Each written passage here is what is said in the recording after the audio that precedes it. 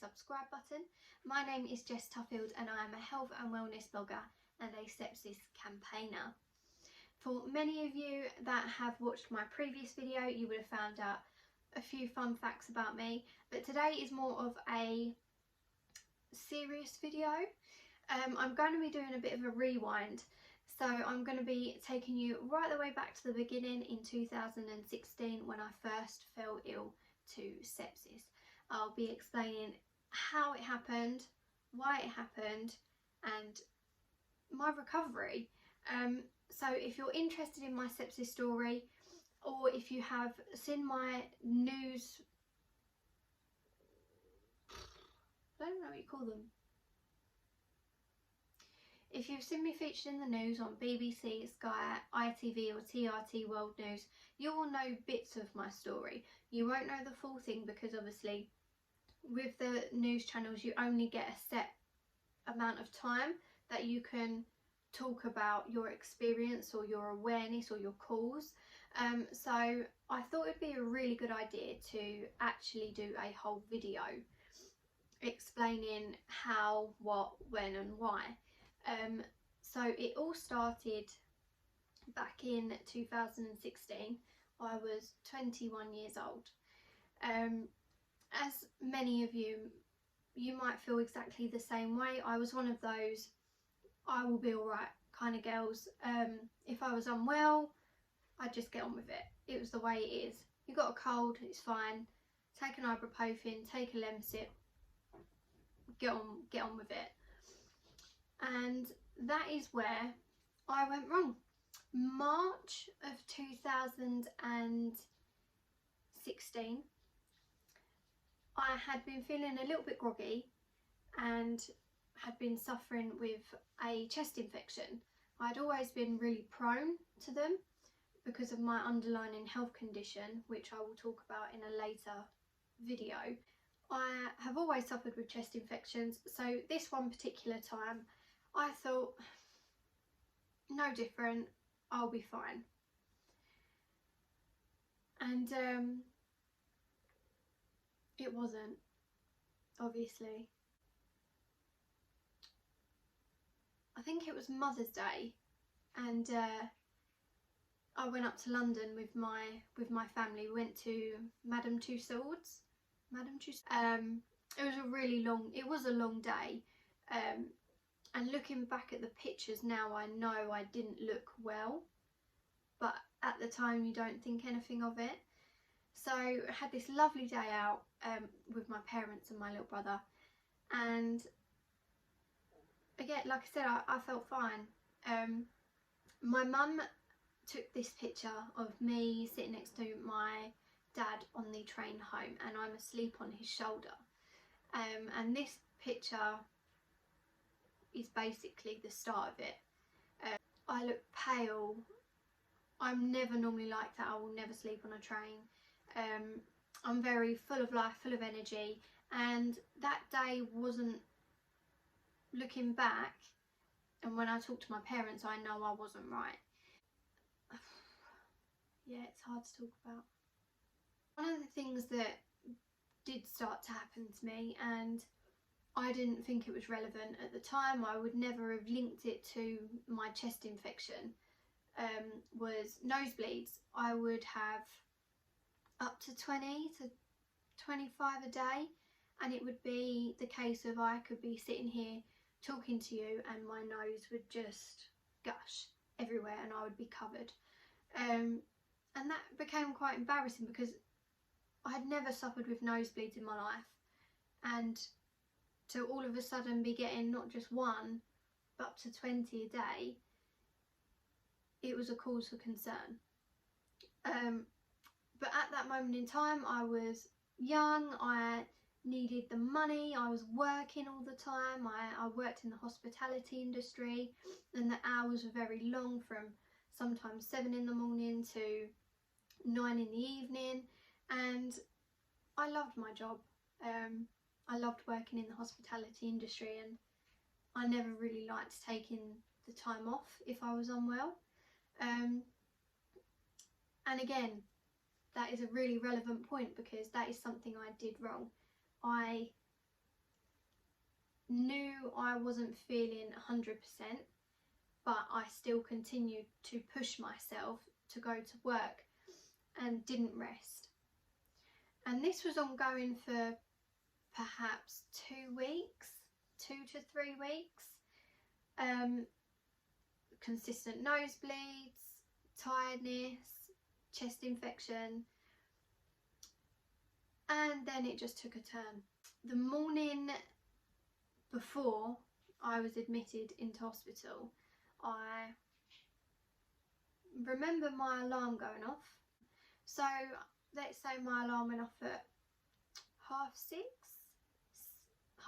7 o'clock, I would say, and I didn't feel right at all.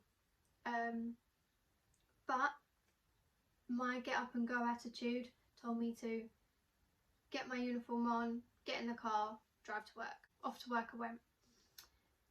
But on my way to work, I began to feel much worse, and my eyes were stinging.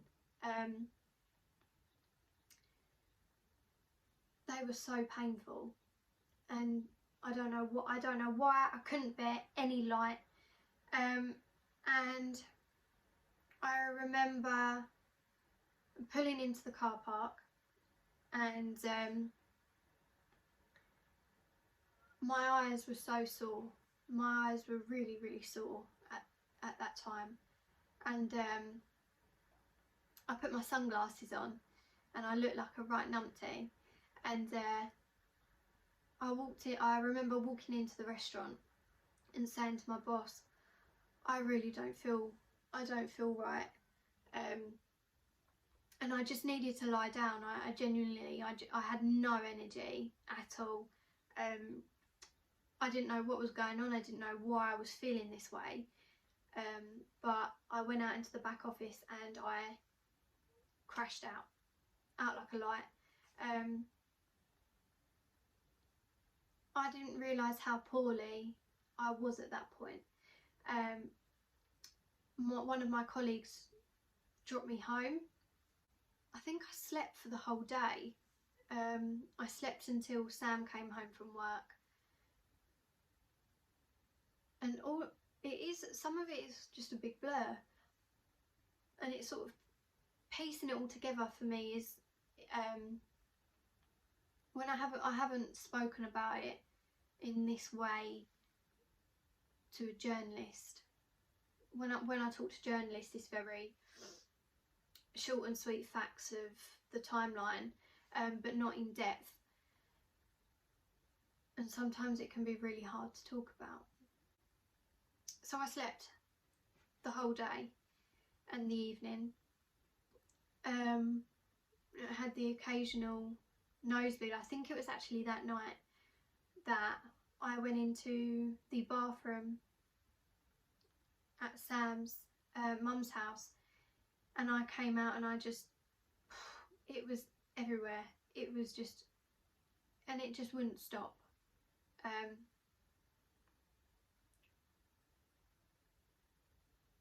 I remember holding tissues up to my nose, and the tissues were just ringing with blood, and like I said, I didn't know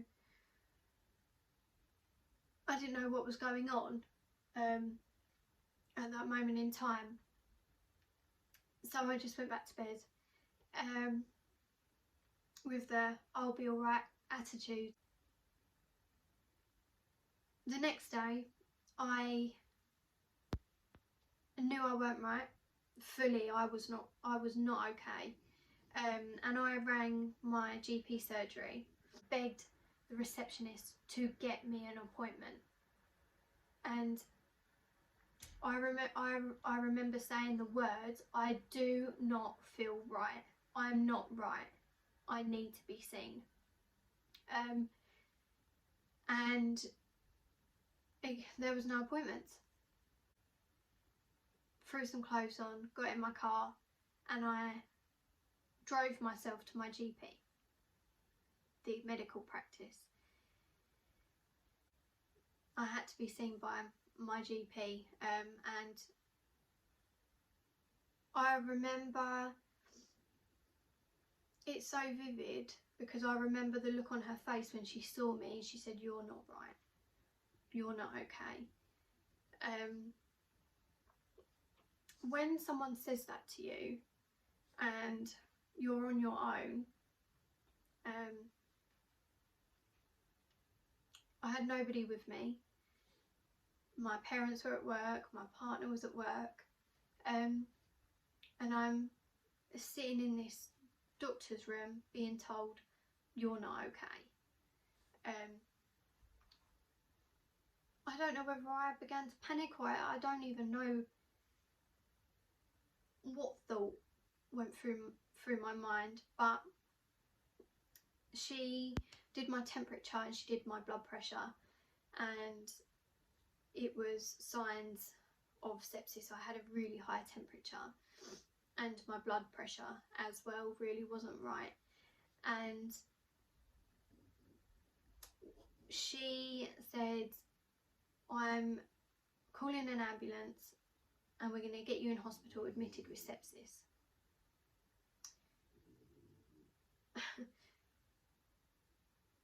I even to this day, like, you'll be able to see on my face, I still can't comprehend that feeling that went through my mind when you're being told you may have something that you actually don't know. I didn't know what sepsis was, and to be told that I was quite seriously unwell, and then this word comes out of her mouth and I don't understand it, I don't know what it is. It was frightening.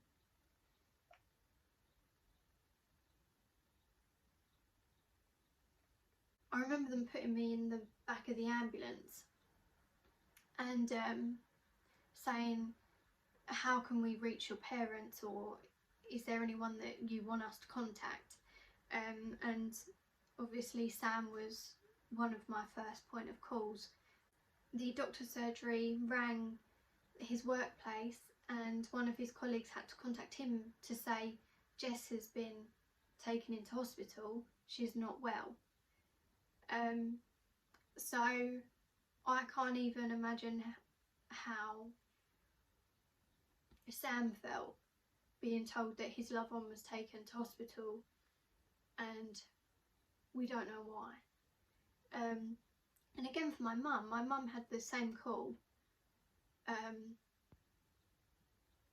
to be told that her daughter's been admitted into hospital and she's not very well. With sepsis, I was blue lighted straight to hospital.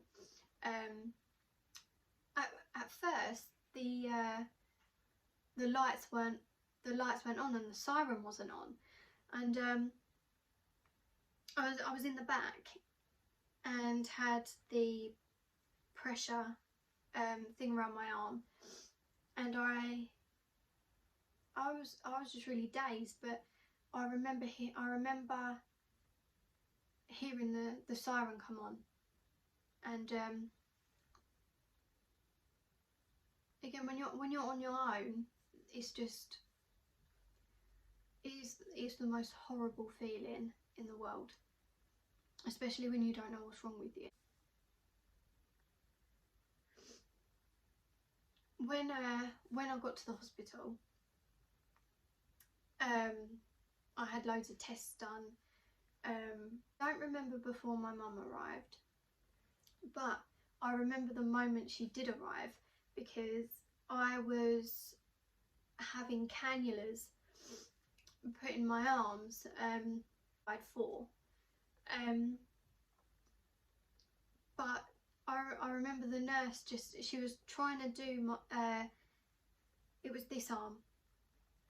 She was trying to put the cannula in this arm and I was in so much pain, and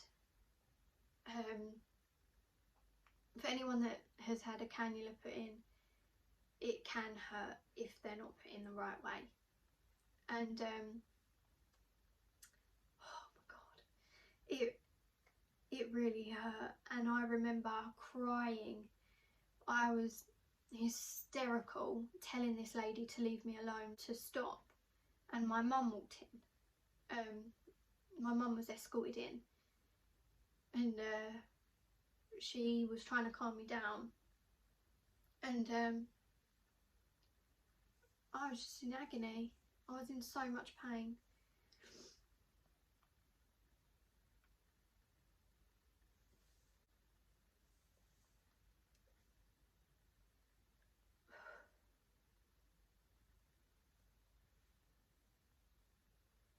For anyone that has been through this,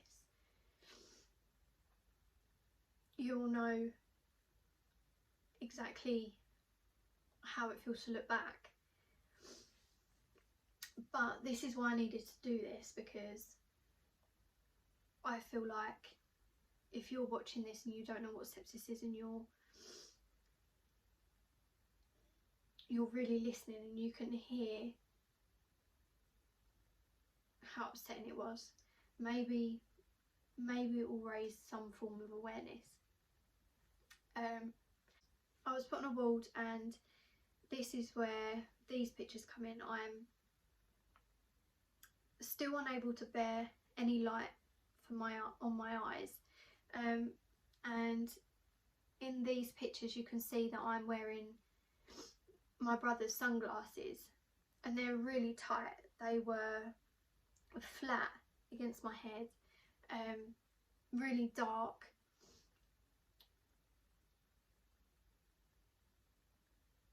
And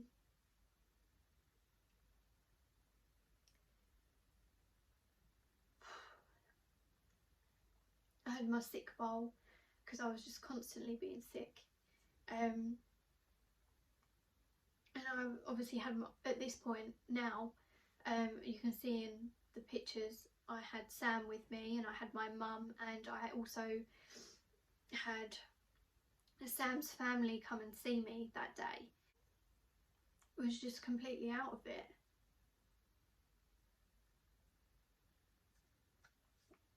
But that night I was sent home. I was discharged and sent home. Because I don't know whether it's because my levels started to get better. I cannot tell you why I was sent home, but I was. Got home, and that night I stayed at my parents' so that my mum and dad could keep an eye on me, and I deteriorated. I was throwing up everywhere, couldn't keep my head up straight. I was slouched over the edge of the sofa, and all of this is what I've been told now, because I don't remember it as clear as what I wish I could.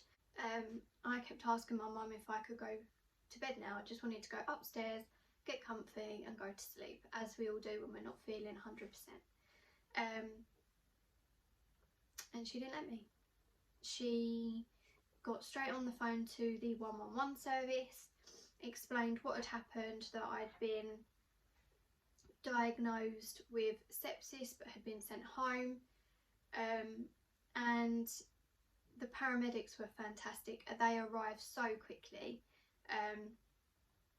They were actually amazing. But if it wasn't for my mum, and she was told this by the paramedic, if my mum hadn't have rang 111, I wouldn't have made it. I wouldn't have woken up the next day. That is how unwell I was. Paramedics took me straight back in, and obviously had to go through all the same process that I had done earlier. Had to have all tests done again. I was exhausted. My stay in hospital wasn't the best. I was, I think, 2 or 3 of the nights, I was put on a elderly ward, and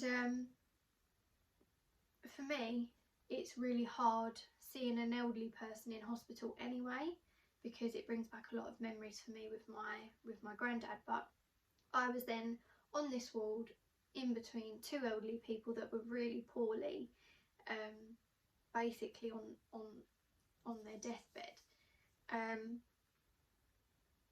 I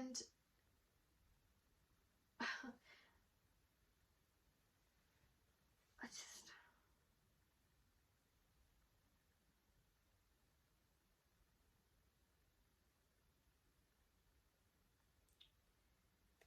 it's like little flashbacks. I remember they get you up at five in the morning, to obviously check all your fluids, and I was on an IV antibiotic at that time, but there's one night in particular that I don't think I will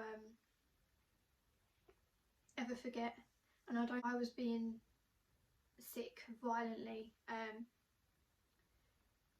it's got to be about, what time is it? Probably about 2-3 o'clock in the morning, I would say, roughly, and I was just throwing up constantly, and it was, you know when you're sick all the time, just the pain, and I was calling out for help and nobody came. I was feeling so ill, and I was calling for help, I was ringing the bell and nobody came.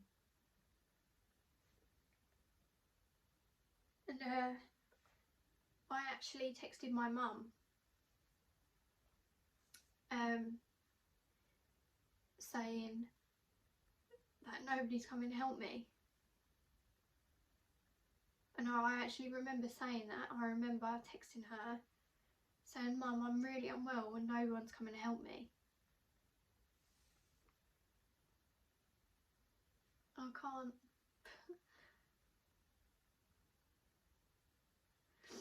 And that is when my mum came the next in the morning and requested that I was moved to my own room.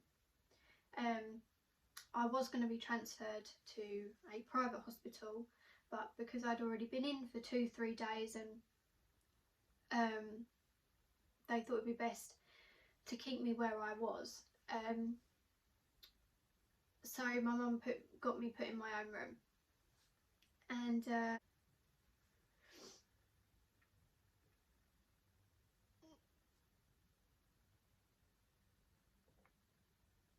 in total I was in hospital for roughly 2 weeks. But I could never have imagined what I was going to have to go through with the recovery. When they finally let me out, because all my levels were sort of coming back to normal, I was a little bit more perkier. There was no mention of post-sepsis syndrome. There was no mention of what can happen after. It was just very, you can go. And after, obviously, when you think about everything and you think, oh my god, like, I was seriously unwell, oh, if it wasn't for my mum I wouldn't be here. When you think about all of that and how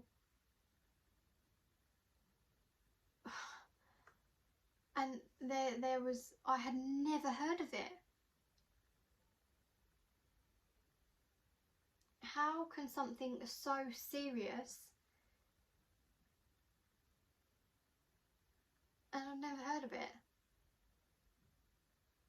That's not right. It's really not right.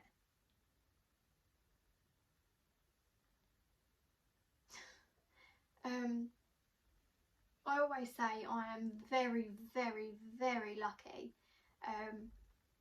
First of all, I'm lucky to still be here, but I'm very lucky to still have my limbs, to have all my hair. Some people lose their limbs because sepsis is caught too late.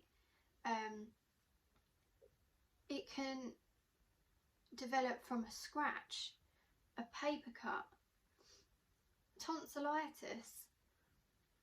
There is so many things that can cause sepsis, and that is why people should be aware of it. I would say it took me a full 6 months roughly to get some kind of normality. But what shocked me is when I was let out, me and Sam was in the process of buying our first house, and funnily enough, the day I was discharged, our house came on the market. And I am a firm believer of everything happens for a reason, and we came and looked at the house and obviously bought it, but there was a reason I was let out that day, and I believe it is for this house.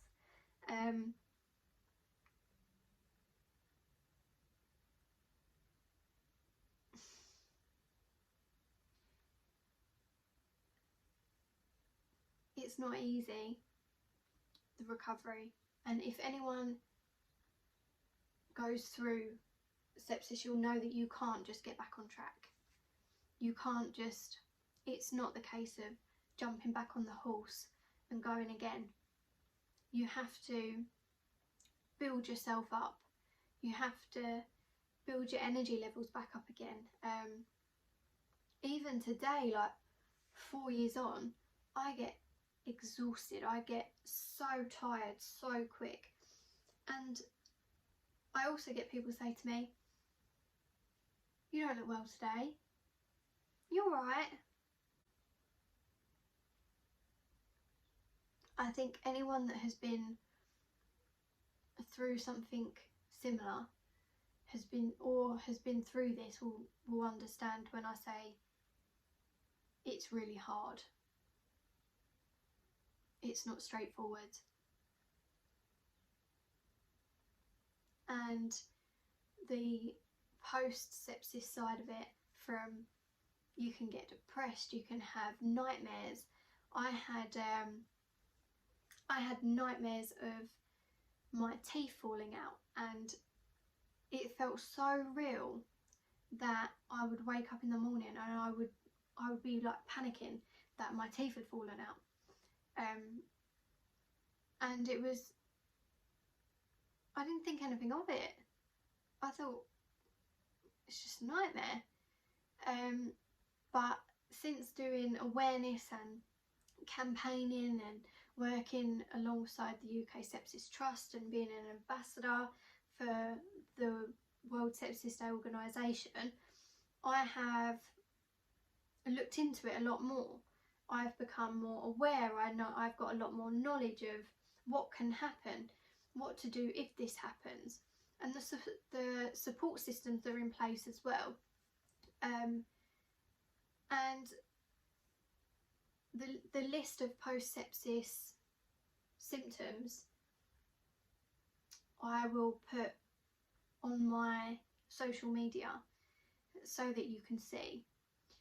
So if there is anyone, if you're watching this and you have been through sepsis and you're having nightmares, or you're having vivid dreams, or you're exhausted and you can't seem to gain your energy back, you're feeling depressed, please go to the UK Sepsis Trust website and have a look at their post-sepsis page. All of the information that you need is all on there, and if you feel concerned, please make sure that you contact your GP. And if you want to talk about your story, and if you want to rewind and go through everything, do it. It's hard, and I've done many interviews and I've done many news articles, I've blogged about it, but when you talk about it, it's a little bit different.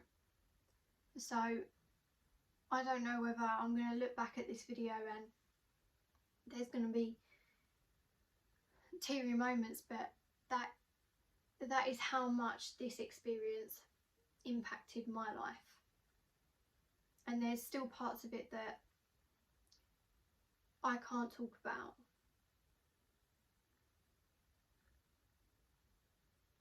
And I don't think I will be able to. But it's all about stepping stones and making sure that you do things at the right time for you in your recovery process. So for me, making this video and talking about my experience more in depth, this may not get any views, but for me, by talking about it, sitting here talking to the camera, it's helped. And maybe there is parts of my story that I will be able to talk about a little bit more without getting upset eventually.